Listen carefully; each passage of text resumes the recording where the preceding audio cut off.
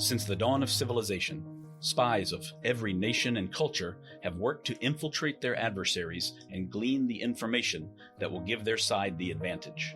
The stakes are sky high, the strategies varied and imaginative, and the ultimate sign of success is that no one ever even knew you were there.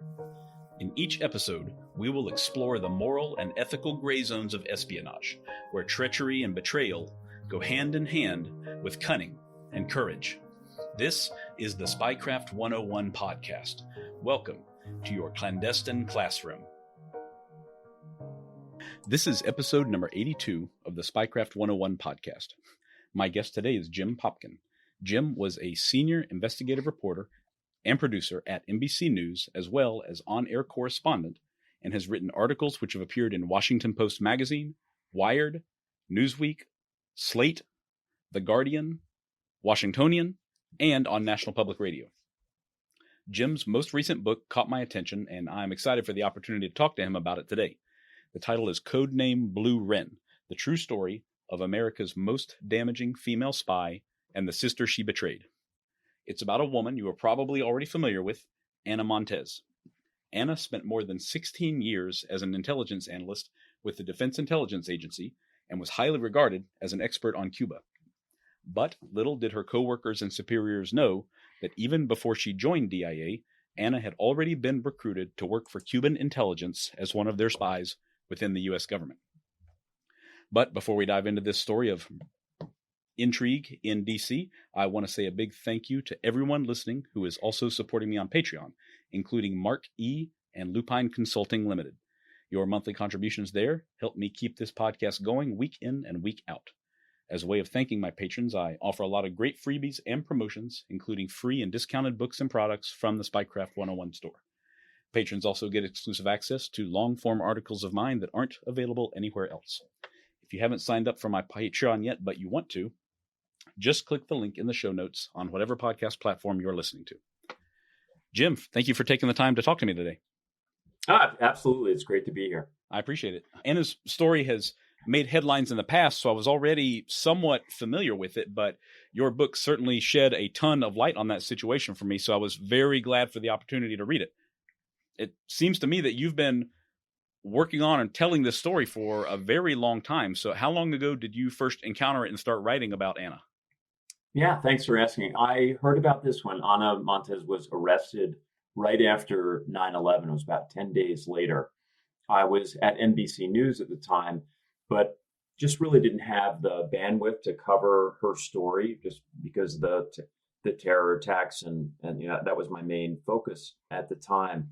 But I stayed with it, and I learned shortly after her arrest that my college roommate and a very close friend had sold his condo to Ana, and that meant that I was in that apartment many times. Wow! And it kind of gave me a personal hook to this story, and I stayed with it. And ultimately, I ended up deeply researching this for about 15 years.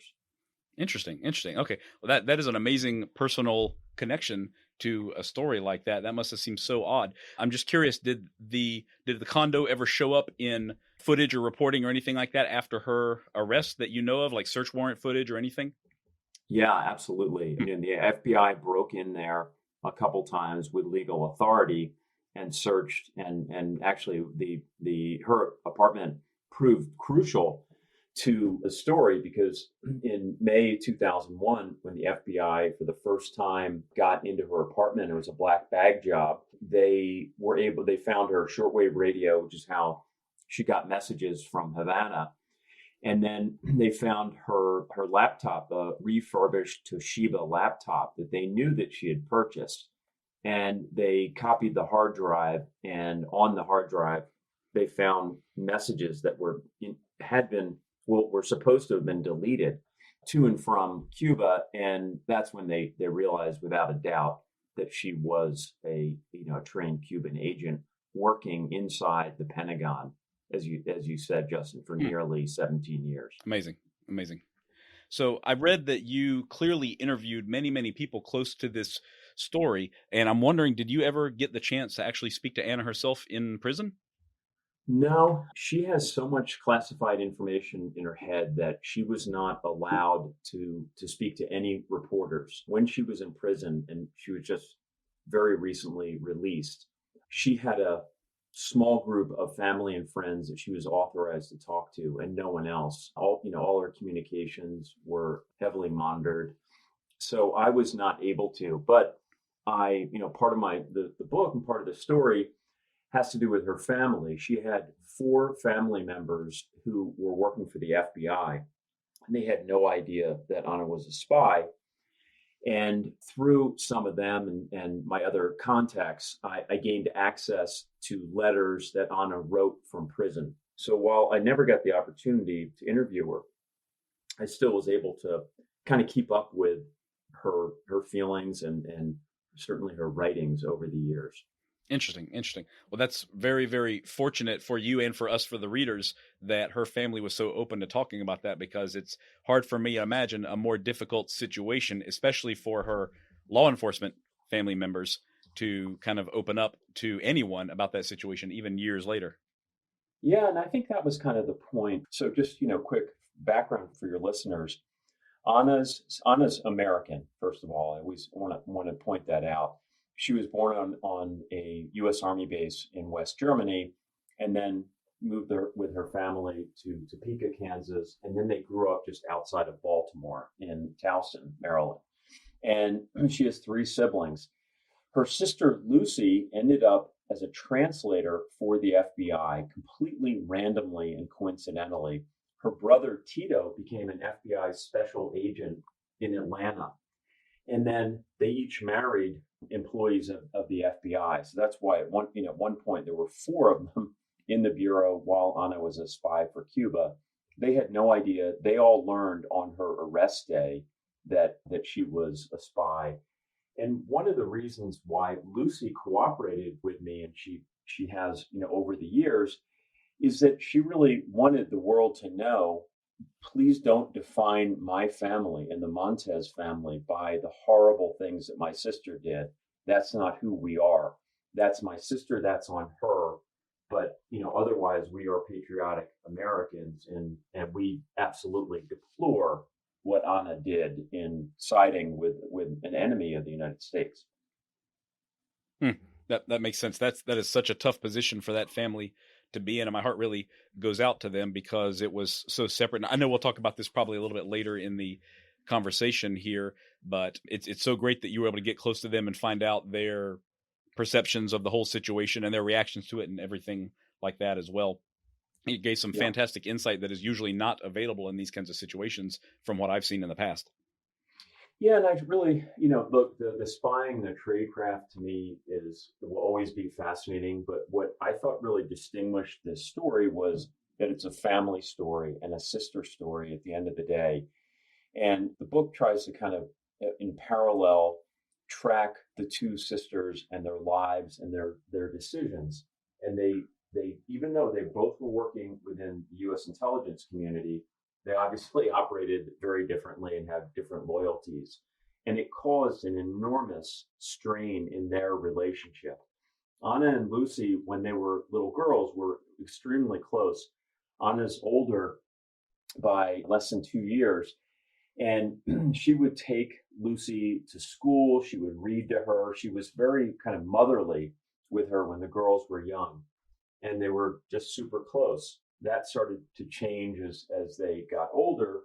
And then when Ana entered the DIA, the Defense Intelligence Agency, which is kind of the intelligence arm or almost like the CIA for the US military, if you think about it, the spying life can be extremely lonely. You're holding on to secrets, and you can't share that with almost anyone.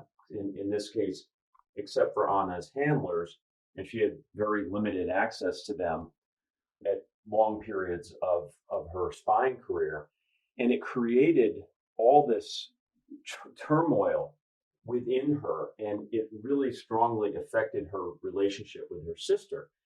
And so Lucy's at the FBI, and she just can't understand what's going on. They both work within the intelligence community.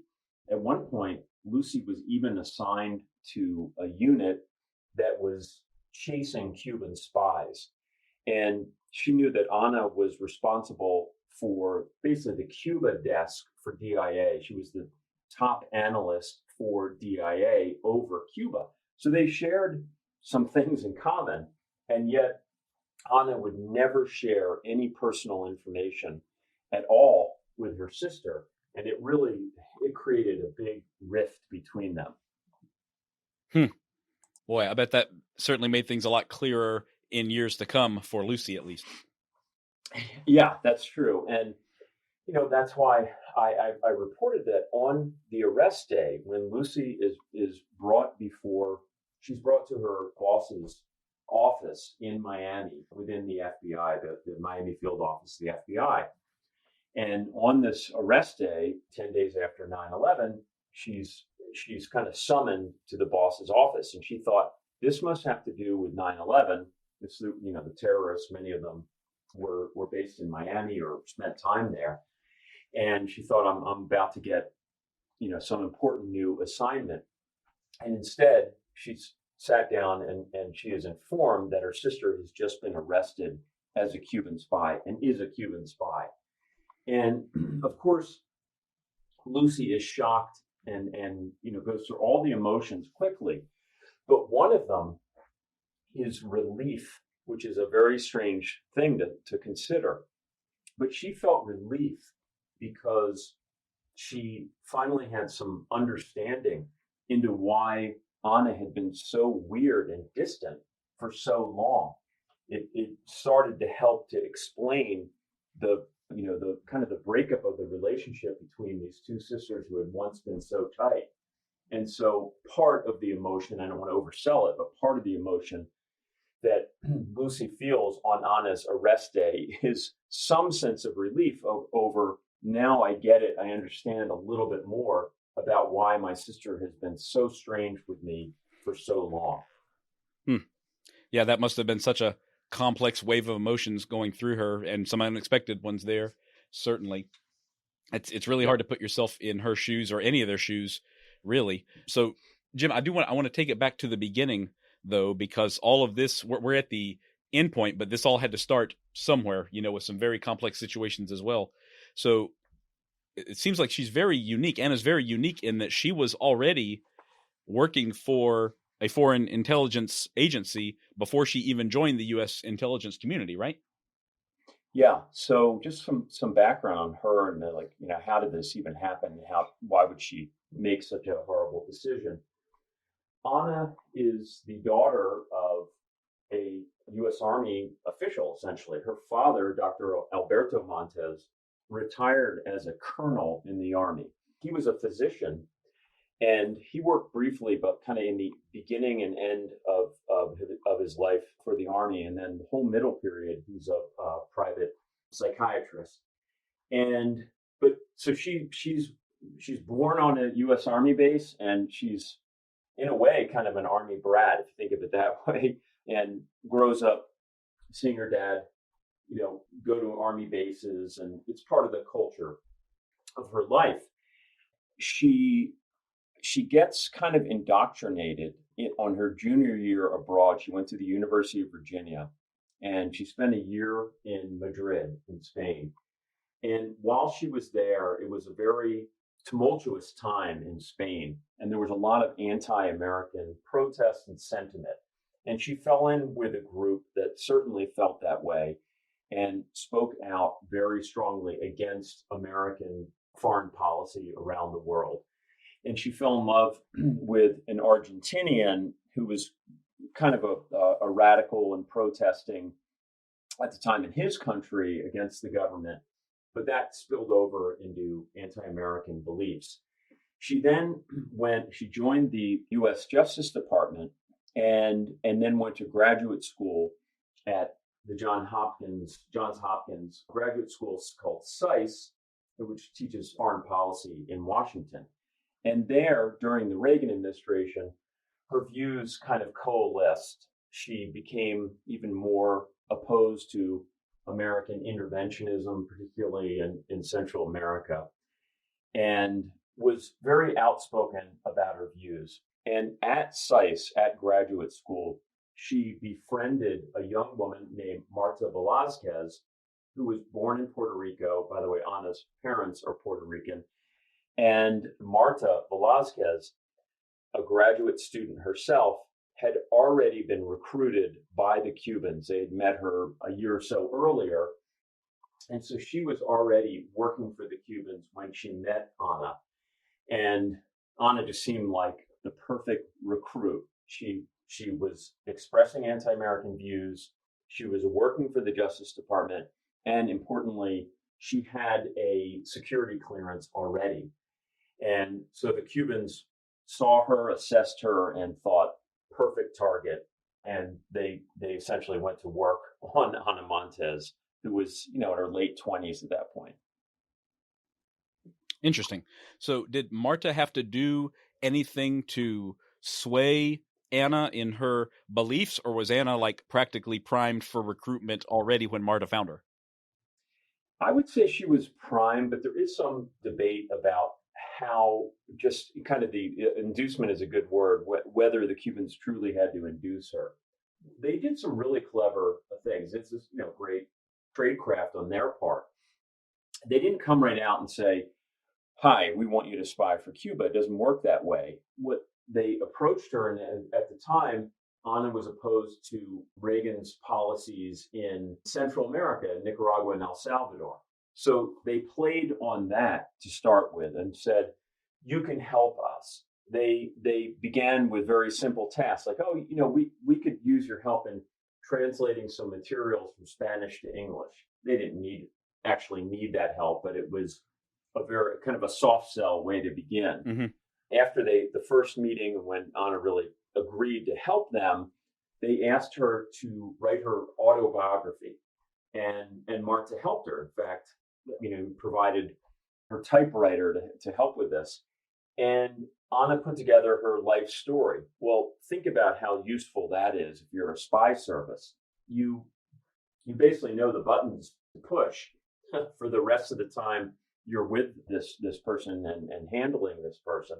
And that's certainly what they did. They would understand when to appeal to Ana's ego and just what areas to stress to keep her in the game. So, as I said, there's some debate about whether Ana jumped in, wittingly, or whether she was pushed into it. But the bottom line is, starting in late 1984, when she has a meeting in New York at a restaurant with a Cuban intelligence officer, she knows exactly what she's doing. And then these two young women, Ana and Marta, take an illegal trip to Havana together to get their first spy training. And, it goes on from there. But I guess the point is, even if it is true that the Cubans manipulated her, there were points where she could have bailed. To some extent, knew what she was getting herself into. Yeah, it seemed like they were there to bring her in, but she didn't need a whole lot of prodding or pushing. So was it entirely for ideological reasons that she joined? I mean, did she need any other incentives besides her own beliefs to start working for them? It was definitely political, but if you look at kind of big picture, I think there were other factors as well. Certainly personality factors, satisfying Ana's ego for sure. But there was one other issue, and I was able to gain access to a classified document by the CIA where they did a behavioral analysis of Ana post-arrest. They were, able to interview her, and they brought the shrinks in to talk to her. And they looked at her relationship with her father, who had mentioned had been in the army and then became a psychiatrist, actually a Freudian psychiatrist. And they realized that Dr. Montez, her father, had been very abusive to the children when they were young, starting when they were 5. He would discipline them with a belt for almost any little infraction. And Ana and the kids really lived in fear of him. And the CIA speculated that had another big impact on her in, with her decision making in ultimately deciding to betray her country. What better way to get back at your father, who's abused you as a child and who's in the U.S. military, than spying for an adversary of the U.S., and harming the very same military. So I think, that's, maybe dime store psychology, but I think there has to be some rationale beyond just the politics to make someone make such a radical decision that affected the rest of her life. Yeah, I wonder if she fully understood what she was getting into from the very beginning, that this, not necessarily that she would go to prison, of course, but that she was entering into a years-long, very risky, not just enterprise, but like a very lonely road that she would have to walk too. I kind of doubt that she had any inkling what was to come, but you probably know better than I do. No, I'm with you. I don't think she did. She probably did not think this through. Also, consider this. Let's say at some point you want to leave. Can you? And that's true not just of the Cubans, but the Russians, many other spy services. Now they control you. You've done something illegal on their behalf. It's very difficult. They want to keep you spying. It's going to be very difficult for you to listen. It's trying to you become a member of the mafia and then you want to get out. It just doesn't work. It really doesn't work that way. It's very difficult to leave. Yeah, I have to wonder that. So I cannot, right now, off the top of my head, I cannot think of anybody that was totally able to leave that life behind and live in peace for the rest of their days without any kind of repercussions of any sort, or at the very least, not like a sense of, potential impending danger there. I'm certain that there were some people, but I can't think of anybody right now that was able to flee and never had any negative consequences at all from that life that they chose. Yeah, I can't either, and maybe they're out there and we don't know about them. Yeah, that's the best way to live is for nobody to find out who you are, I suppose. Yeah, definitely don't write a book afterwards. So she was started at the Department of Justice, and of course she moved on to DIA, as we know. Did she do that because the Cubans directed her to do so, or was that her own initiative and opportunity?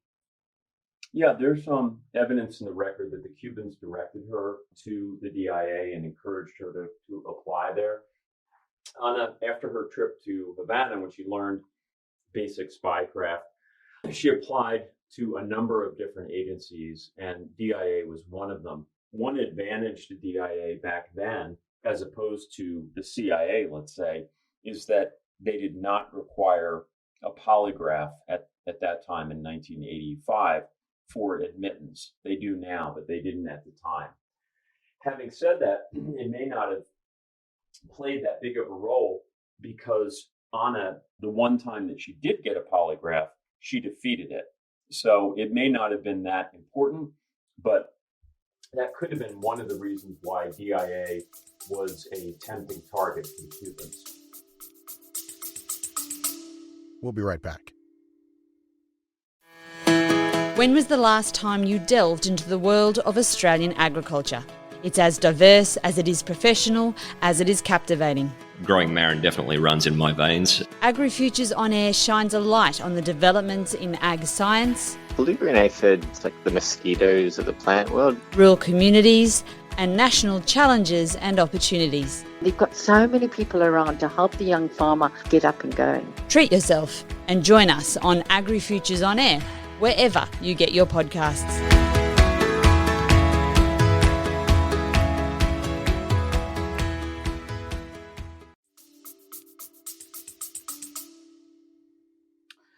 Yeah, it certainly makes sense to me. So DIA, I don't think I've really talked about DIA here on the podcast in the past.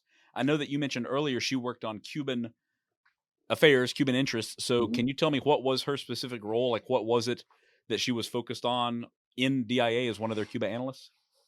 Sure. And just for folks who maybe have not heard that much about DIA, DIA is a very large and important agency. Today, I think they have about 16,000 employees all over the world.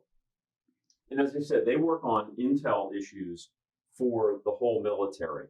So it's war planning. They also are the ones who do assessments of all foreign governments and their military capabilities.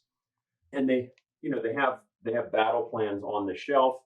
And as an example, when we went to war with the Taliban after 9/11, it was DIA that was tasked with starting the war planning, helping to pick bomb targets and that kind of thing. So they really play a very key role. When Ana first got assigned to DIA, she was assigned to work on the Nicaragua and then El Salvador desks, and as an analyst. And really, that's like a writing job at DIA. What it means is you're reading everything that you can, all these field reports, and a lot of it is classified information from other agencies or other governments about the military, whatever military you're studying. And then she would write long reports, an analysis of their capabilities and that kind of thing. She did that for quite a while concerning Central America, and then got assigned to the Cuba desk, where she was then responsible for, analyzing Cuba's military potential. Okay, I see. So she was able to provide major information to Cuba, which I want to talk about in a moment. But to your knowledge, did she, work as sort of like a disinformation agent on the behest of the Cubans? Like, did she skew the analysis of the Cuban military, for example, to portray them as weaker than they actually were, or anything like that? There's some evidence that she did do that, yes, but she had to be cautious, because if you think about it, if she's there as an analyst for nearly 17 years, if the whole time she's providing bogus information about a country, it would harm her reputation. So she took her shots. There's a famous report that she helped to author in 1998. It was our government's assessment of Cuba and their military. And it went up to the Secretary of Defense and was presented to Congress during the Clinton administration. And that analysis said that Cuba really did not present a threat to the U.S., either its military or its intelligence capabilities. No one really believes that. And that was a document that Ana was the first author on. So that became, after her arrest, that became very controversial. And so I would say, just to answer your question, Justin, there were limited cases and some work where she did appear to have her thumb on the scale. But as I said, she picked her shots. Okay. And what kind of information that we know of, at least, did she pass along from that position? Was it like exclusively DIA information, or was she part of like joint projects or anything like that? I mean, I know that she passed some very, very damaging stuff. Yeah, one of the reasons why I argue that she was one of the most dangerous spies we've ever had is the longevity of her spying career, nearly 17 years, her discipline. I mean, she would sit at her desk and memorize documents day after day. And she had almost carte blanche access to classified documents from DIA, from CIA, NSA, all across the intelligence community. And she would gather that up, and she essentially had two jobs. So that was her day job. Her night job was she'd come home. She lived in the Cleveland Park section of Washington, D.C., and she would type up an analysis, if you will, of the documents that she saw that given day. And she's doing it for years. And so it was volumes of information. She also turned over the true identities of Americans working undercover in Cuba. These are presumably CIA officers or agents working, under the cover of darkness in Havana. That was a very dangerous thing to do, to reveal their identities. And she also revealed the existence and details on a highly classified spy satellite that the U.S. had been using successfully against Russia, China, Iran, etc. She turned it over to the Cubans, and the Cubans had and do to this day a track record of sharing classified information with our other adversaries or selling it.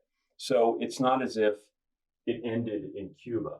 By turning over information on this satellite, for example, that likely ended up in the hands of the Russians as well. So it was put it all together, and what she did was extremely damaging to U.S. national security. Amazing stuff.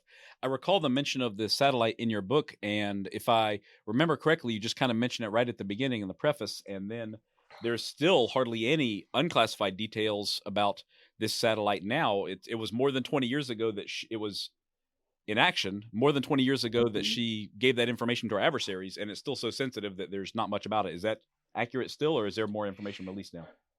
Yeah, I mean, I discuss it a little bit more in the book. It's a satellite program that went by the code name Misty, and it was a stealth satellite, meaning that unlike most satellites, you can see them and their orbit is predictable and you can track them from Earth. This one had stealth capabilities and was very difficult to see, and the government used a number of tricks to ensure that. And she was read in on this program. It was beyond top secret, called SCI classification. She got read in on it and then immediately turned over that information to Cuba and essentially ruined this stealth satellite and its capabilities. My gosh. That's so amazing what one person ideologically motivated, the amount of damage that they can do to an organization, to an operation, to national security. It really is incredible to think that they were, just by giving that briefing and inviting her in on it, so to speak, that they were effectively sabotaging their own program. Yeah, exactly. What a shame. Well, she was also maybe responsible for the death of this special forces soldier in, was it El Salvador, I think? Mm-hmm. Can you tell me a little bit about that? Sergeant Sergeant Fronius, I think? Mm-hmm. Yeah, Greg Fronius. Yeah, what happened was before she got the Cuba assignment, she was working on El Salvador, and obviously there was essentially civil war going on there, and Cuba played a role. It was almost like a proxy war in a way, and they were on the other side, opposed to the U.S. And Ana was sent to a military base called El Paraiso, which was an important military base for the Salvadoran forces, which the U.S. was helping to train. And a Green Beret named Greg Fronius was there at the time when she was there. And Ana spent a week or two there and had a lot of inside information on the security at this base. She is believed to have left and then informed the Cubans all about the security arrangements there and everything that she saw. And shortly after she left, there was a raid on the base. Greg Fronius was killed in this raid, along with a lot of other Salvadoran forces. And this became a big area of contention post-arrest. And the U.S. government wanted to know, did she play a role, an active and knowing role, in the killing of Greg Fronius? She denied ever having met him. And the best that the government could do during debriefs, because Ana ultimately pled guilty, which is how she ended up in prison, but she did say that this is the kind of thing that she would have revealed to the Cubans. And many investigators who talked to her at the time found her words to be chilling and not at all compassionate to the lives that were lost there. They found her to be callous about her emotions in this regard. But she was never charged with the murder of Greg Fronius. And the Justice Department did feel satisfied that she had been truthful during her debriefs. So, in other words, a murder charge was not added on to her espionage charge. I see. Fascinating stuff. Do you happen to know how Fronius's family reacted to that? I know that it was, many years in the past at that point by the time her activities came to light, but did they have anything to say afterwards, to your knowledge? I don't know, but there's a DIA investigator named Scott Carmichael who wrote the very first book on Ana Montes. It came out over a decade ago. And Scott has a long chapter on Fronius. I did not speak to the family for my reporting. I did talk to a lot of investigators about this incident, but I didn't get a chance to speak to the family. Okay. Yeah, I'm curious. My gosh, that's now 40 years in the past, just about. So yeah, almost. Yeah, quite a lot of time has passed. It's unfortunate. By the way, I have a question for all of my listeners out there right now. Has this podcast given you a renewed interest in the history of the Cold War? Do you want to share that interest with others? Well, now there's a fun and interactive way to introduce your family and friends to the topic. I'm talking about 15-Minute Cold War, a new strategy-based card game. With the 2 expansion packs currently available, or using the brand new Complete Edition, up to 10 players can battle each other for global domination. As one of the great powers during the Cold War, use your armed forces to attack opponents while defending yourself with military, scientific, and economic assets. There are also wild cards based on real events and people to keep things interesting. For example, how will Oleg Penkovsky weaken one side or strengthen another? Players don't have to know any history to start playing, just learn the color codes and point values of each card. My 8-year-old daughter understood the game mechanics within a few minutes and has already won 2 rounds against her mom and I. You can also use the new speed tokens to boost the rate of play by up to 15% for large multiplayer games for when the Cold War turns hot. If you've heard me mention 15-Minute Cold War before, there are 2 brand new updates you should know about. Starting now, any order for more than $50 gets free worldwide shipping. And if you use the discount code Spycraft101, you'll get 15% off your entire order. Find it at 15mincoldwar.com. That's 15min coldwar.com, and make sure to follow at 15-Minute Cold War on Instagram. So, Jim, I know that she was able to memorize this information that she was reading at DIA during the day. You mentioned a Toshiba laptop very early on, but can you explain exactly how she was able to communicate this information to Cuban intelligence for so long without going discovered? Yeah, her tradecraft it's this. Speaking of the Cold War, it was kind of Cold War tradecraft. She got her messages by listening to shortwave radio, number stations broadcasts, which I'd be happy to describe. And then on her end, the way that she kind of uploaded information that she got was primarily she would go home and she would type up this information into her laptop. It was encrypted. The Cubans had put encryption software in there, and she'd put it onto floppy disks. And then every couple weeks, she would meet with her Cuban handler in restaurants in Washington, typically Chinese restaurants. And she would discreetly slip the disk to her handler. So that was a way for her to convey information. And obviously also they would talk. There were meets in Cuba and in the Caribbean as well, where she could more freely discuss what was going on and what she saw within the walls of the DIA. That was a little bit surprising to me to read, because she's so incredibly careful at work with the kind of like the rote memorization that she's doing, but then also to meet someone face to face on a somewhat regular basis that in DC, that seemed a little bit riskier than I anticipated, but at the same time it worked, because that's not why she was caught in the end. So I guess it worked out well up until it didn't anymore. Yeah, she's certainly not a perfect spy, but she was pretty careful. And the reason she memorized and didn't take documents out of the building was she knew that was an even bigger risk. She could have been searched. Someone could have seen her passing a document. So in this case, first of all, she's analyzing it. It's not just a data dump. She's analyzing every day what would be important to the Cubans, writing out her notes, putting it on her computer, encrypting it, and then sending it. So even if that disk were discovered, it would be very difficult for the U.S. government to figure out what was on it if they didn't have the decryption codes. But yeah, that was a risk for sure.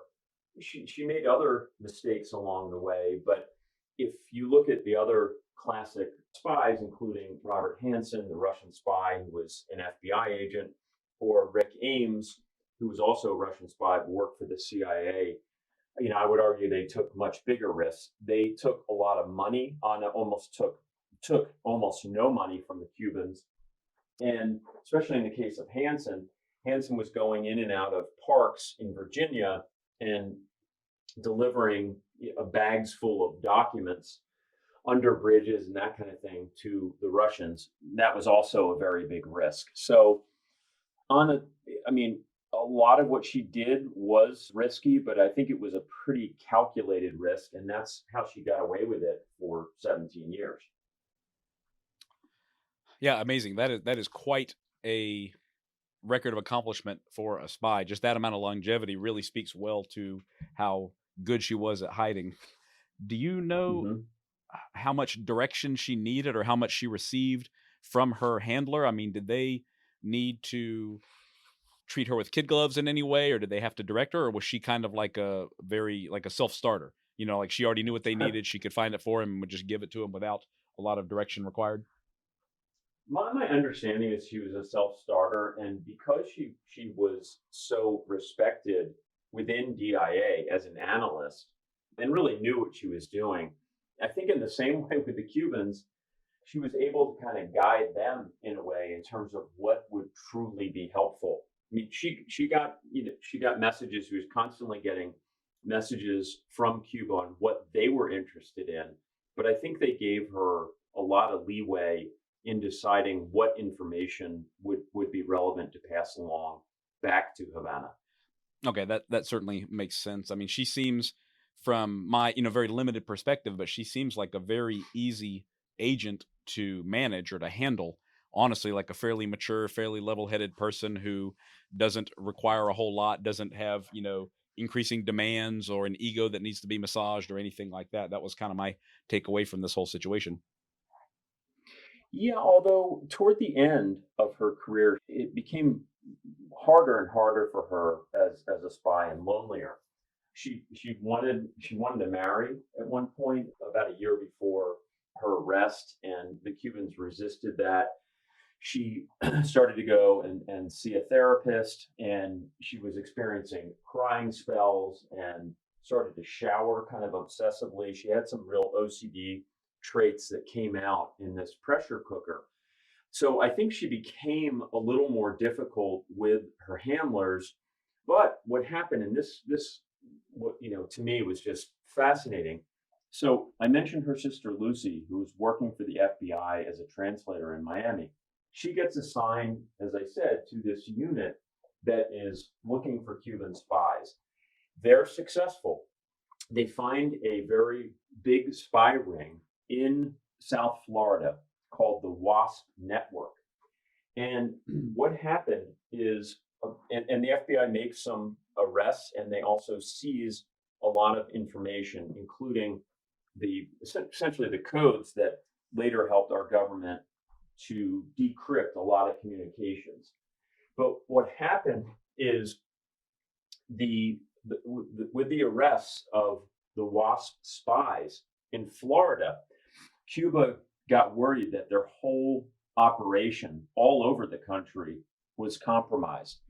So they told their various personnel to go dark.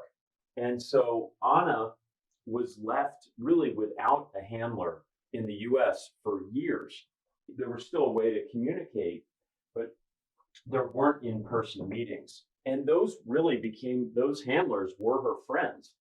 And the only people that she could confess to and have honest conversations with.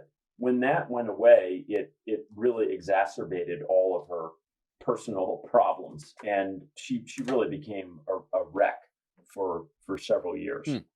That's fascinating stuff. It is something that I don't think gets explored very often, is the toll that this kind of work takes on these people, because it seems very exciting from afar, but in reality, I think oftentimes it's the opposite of exciting. It's drudgery combined with kind of a deep foreboding sense of terror, maybe that the end could be around any corner in a way. And it's really hard for anyone else to imagine the kind of stress it would take, especially the longer you're at it and the longer you go without being caught, because it probably makes you feel like it could still happen at any time, I would imagine. Yeah, I mean, this is the message for anyone considering this life. Don't do it. It's not what you see in movies. I write in the book, it's more Bourne than Bond. There's a very kind of tortured, anguished component to spying because of the lies upon lies. And that certainly was true with Ana Montes, and just how it ultimately wore her down and affected her ability to function, really. It became extremely difficult just to get through a day. Yeah, it's really something else. And it's still a little bit surprising that as she kind of fell apart, that nobody, like her coworkers and her family, they didn't really put together why that might be. I guess I know she'd always been a bit of a difficult person, a standoffish person, even with her family, but it seems like when the end did come, it was like a total shock to almost everyone in her circle. So on that note, Jim, obviously she was caught, she was arrested. So how did investigators finally begin to zero in on her as the suspected mole after all that time? Well, I mentioned with the WASP network that the FBI was able to pick up the decryption tools, essentially, and in Florida. Those crypto keys, I guess you'd call them, were presented at some point to the NSA, the National Security Agency. And the NSA was able to go through older communications, shortwave radio communications from Havana, and basically, listen in, essentially. They found evidence of someone who the Cubans referred to as Agent S over and over. And it was clear in context that Agent S was an officer or some kind of high-ranking official within the U.S. intelligence community. So the NSA realized that they were onto a spy. They just didn't know who it was or where that spy was. They briefed the FBI, and the FBI began looking into it. It was a difficult case to crack, and it took the FBI years, and they really didn't get anywhere in a couple of years. An analyst at NSA, who coincidentally is a Cuban American and very opposed to the Castro regime, was on this case and became really frustrated and furious that the FBI, with very specific clues, couldn't crack the case. And in fact, this analyst, I call her Elena in the book, she was told, it turns out inaccurately, that the case had been closed. And that just drove her crazy. She did not want that to be the outcome. And especially as a Cuban American and now proud American citizen, she wanted this Cuban spy to be, caught and prosecuted. So despite the fact that the FBI is, the primary law enforcement agency that investigates espionage, Elena went behind their back and sought out investigators at DIA and provided them with clues on this open investigation. And the FBI was really upset with that. And this analyst, Elena, was threatened with being sent to prison and being fired for coughing up this information to an outside agency, DIA. It's good that she did, and she had no idea that the spy worked at DIA. She just thought that DIA had the capability to look into this. And indeed they did, because the investigators at DIA had access to military records that the FBI didn't have access to. And they took these specific clues, popped them into their databases, and Anna's name popped up along with other suspects, essentially, and they were off to the races. It turned out, and I mentioned him briefly before, but Scott Carmichael, who was a mole hunter, a spy hunter within DIA, got assigned to this case. Anna's name popped up on his computer screen, and he had already interviewed her several years before. One of her colleagues had been suspicious about her behavior, and he had interviewed her. The case went nowhere, but now with him, he saw her name again. He thought he was onto something, and indeed they were, and they figured out that Agent S had to be Ana Montes. They went to the FBI, presented their evidence, The FBI rejected it at first and ultimately conceded that it was likely Ana Montes. And then at the end of the year 2000, the FBI opened a full field investigation into her as a potential spy. And then the walls were closing in at that point. I have to tell you, Jim, that was one of my absolute favorite parts of the whole book, is that rarely seen peek behind the curtains where it shows how dysfunctional the relationship between these agencies can be at times, because that clearly delayed the ultimate arrest and conviction of Ana, because they were not working well together. They would not allow each other to share information that was, in hindsight, clearly very valuable to identifying Agent S. And it was really, really interesting to see. I think everybody knows that these agencies kind of butt heads, but to see it, kind of laid out in such detail was really eye-opening, I thought. Yeah, and I will say I'm fairly critical of the FBI in the early stages, but in fairness to them, this the challenge that they have is they're trying to find a spy who's high in some government agency and is highly placed, and they want to make sure that that person doesn't learn about the investigation. So it's a tough spot to be in to try to move forward, but without informing too many people at the same time. But but for this woman Elena, a Cuban American analyst at the NSA, I don't think this case would have been solved. She took it to these investigators at TIA. They ran with it, and then they worked together behind the back of the FBI to figure out the riddle. It's remarkable what they did at really great peril. And then ultimately they convinced the FBI that they had found the right person, and the FBI got on board. And then they did, what the FBI is great at doing. They put together a big criminal investigation, and obviously you have to prove it in court, right? So that is what they did, and they ultimately got legal permission to break into her apartment, found her laptop, copied the hard drive, and confirmed that she indeed was a spy and had been communicating with Cuba. So once they finally had all of the evidence that they needed, how did the actual arrest scenario occur? Well, first of all, the FBI tailed her for a long time, and they saw a lot of suspicious behavior. As an example, she had a cell phone in her purse, but she was walking around Washington and using payphones to send pager messages to pagers affiliated with the Cubans.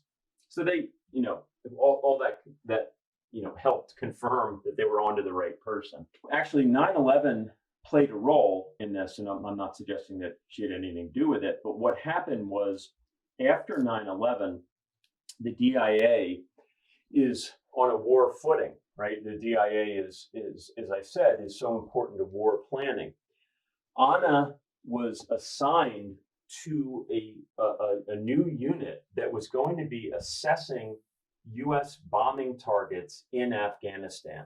And there were people who didn't know that she was under investigation as a spy, who essentially nominated her for this new position post 9/11. When the director of DIA learned about that, because he was aware of everything that was going on, he said, "That's enough." And he told the FBI, "You either have to arrest her in 10 days or I'm going to fire her." And so the FBI knew at that point, it was time. They had been trying to catch her in the act, meeting with someone or passing a disc, and they had to give up at that point. They had enough evidence based on her laptop, and they made the arrest 10 days after 9/11. Wow. How did she react when she actually realized that she was caught? The investigators were worried that she was going to faint, so they had a nurse, they had CPR equipment and oxygen ready for her in case she did. She was in complete control, didn't show her cards at all, asked for a lawyer, and walked out of there with her head held high. Wow. She is, I have to hand it to her, she is pretty impressive in a lot of ways. I guess you could look at it that way. Yeah, she maintained that facade at the very least, at probably one of the worst moments of her life. Yeah. So you mentioned earlier how her family, the news was broken to them, what had happened, and how it, put a lot of the pieces together for them. But how did they react with Anna? Like, I guess they got to see her after she was detained, right? Or during the trial or something like that. They got to visit with her. Yes, a couple times. They were just absolutely horrified, embarrassed, and just so angry. A lot of tears, a lot of yelling. Her, particularly her brother Tito, who was an FBI special agent, just couldn't believe it. And all he kept saying to her in prison was, "You need to cooperate with the FBI." Anna really didn't say much, and she just cried a lot during that period. Very hard for Anna's mother in particular. The father had passed away. Anna's mother just absolutely couldn't believe it, and really was in a state of mourning for quite a long time. Yeah, my heart really goes out to the family in that kind of situation. It's very hard for me to put myself in their shoes and understand what that must be like. Yes, absolutely. So did she have a long, drawn-out trial after that, or did she just go ahead and take a plea bargain, or what happened exactly? She took a plea bargain and agreed to cooperate and be debriefed, privately by the FBI, DIA, and others. And in exchange for a 25-year prison sentence, the death penalty had been on the table for this. So getting 25 years was, probably a pretty good deal. She ended up serving 21 years and 3 months. She was just released and is living now essentially free in Puerto Rico. Yes. So after she was released, I saw that just a couple of weeks ago, the news articles about it. Do you know if she's been interviewed by anyone yet, whether that article's been published already or not? She is out now, but she's on probation for 5 years. It would be very difficult for her to give an interview at this point. And she issued a remarkable statement at that time, non-apologetic. She said she wouldn't do interviews. She wanted her privacy. But it was a political statement that went after the U.S. for the ongoing and essentially in her words, an embargo with Cuba. So she's sticking to her guns. She's really never apologized for her behavior. And even after getting out of prison after more than 2 decades, she still refuses to apologize. Is she still would you describe her as like a true believer in the cause, or do you think that she's just very bitter about how things turned out for her, or is it a combination of both? I think she is a true believer. She thinks what she did was right. She justifies it. I can't say if she would do it again the same way, but she absolutely justifies her behavior and says that she had to do what she did to protect the poor people of Cuba. So yeah, I think that does make her a true believer. Amazing. So I know that you probably would not be the person that she would want to interview her once she is able to, but do you personally have any questions that you would like to ask her if you did have that opportunity after all this time? Yeah, absolutely. I mean, it would go deep. I'd want to understand more about her relationship with her father and the impact that had. I'd ask her about her time in Spain as a young woman, junior year abroad, how that influenced her and her politics. I would definitely want to understand why she did this, considering that her family was in the FBI and she knew that it would be seen as so disloyal to them. And what, really, was it worth it? So yeah, I'd have hours of questions for her. Oh boy, I bet that would be a fascinating interview. I bet that would be a tense one as well, based on everything I've seen from her so far. Yeah, definitely. Interesting. Well, I certainly wish you the best of luck in that. I hope it happens one day, because I would love to read what you write about it afterwards. Thank you. Pay-per-view, maybe. How about that? Yeah, absolutely. So, Jim, this has been really fascinating. Are you already working on another book right now? Do you have some other irons in the fire, so to speak? I'm not working on a book, as this codename Blue Wren is just out, but I definitely will be writing another book. This is my first. Love the experience, and I've been a journalist my whole life, but I love the process of putting together a book and the research and the writing and even the promotion. So I am currently in the hunt for another idea, hopefully not something that I will spend 15 years researching, 2 or 3. How about that? Sure. Would it be in this general field like national security or espionage or something like that, or would you go to a totally different thematic material? Yeah, that's what I'm thinking about right now, is whether I want to stay. I've covered national security for a long time, and I certainly know the players. Whether I want to stay with that or do something completely different, I haven't figured that out yet. Okay. Well, I certainly look forward to it, and we're connected online now, so I know that I'll probably see an announcement from you once you finally made your decision. Sounds good. So on that note, Jim, do you have anywhere you want people to be able to connect with you publicly if they want to follow you after they hear this episode? Yeah, sure thing. I'm on Twitter at Jim Popkin, and on Instagram as well. Again, the book is called Codename Blue Wren. Probably the easiest way to find me is bluewrenbook.com is the website, and all our social media is on there. You can also, if anyone wants to shoot me an email through the website, I'd be happy to respond. And yeah, I just really appreciate, Justin, you having me on. All right. Well, thank you so much, Jim. I really appreciate it. This has been a great conversation. Thank you. If you're interested in more of Spycraft 101, look for my pages on Instagram at Spycraft 101 and at cold.war.stamps. You can also find more great articles on my website, spycraft101.com.